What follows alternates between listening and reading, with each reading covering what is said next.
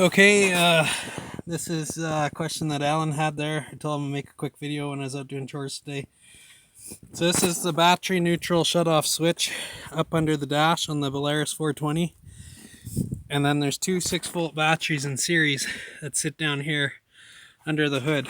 So the negative or the neutral of the battery goes to the switch. If you don't shut this switch off, I think it's the starter is notorious for discharging through the windings, even just parked here.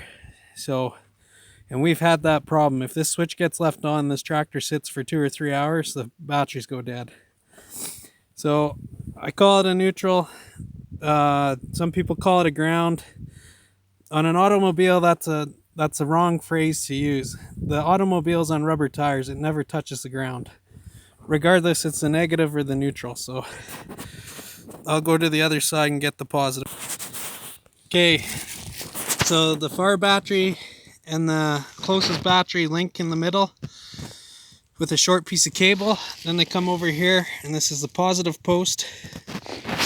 And right there's the battery. It's a G4, and it's two 6s in series to make 12. This positive cable goes down and connects onto the starter right there. So that's the main starter solenoid, and that's the positive cable coming from the battery box through that grommet. It's not really a firewall, but the battery box or whatever it is,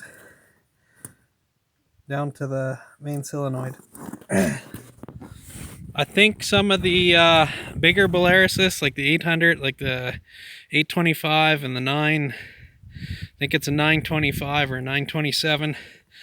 I think they had 24 volt systems on them for starting, and then it ran off a 12 or something. So I don't know if there's two 12s in series to give you the 24, or how that exactly is done. I know on ours it's equivalent to a t40a, or in Canada it's a Belarus 420. It's two 6s in series, and it gives you about 12 volts. It's actually about 11 and a half, because there's some losses in the batteries and the cabling and stuff, so you don't get exactly 12, you get a little bit less. But hopefully that explains it to you. I'll see if I got a diagram in the service manual. Okay, there's the what they call the battery ground switch. Again, I call it a battery neutral switch, and they talk about it in the book here. Okay, unfortunately, I don't have the service manual. I've just got the owner's manual out here. Electrical system, 12 volt negative ground. Batteries, 2 times 6 volts in series. AC alternator, 28 amps. So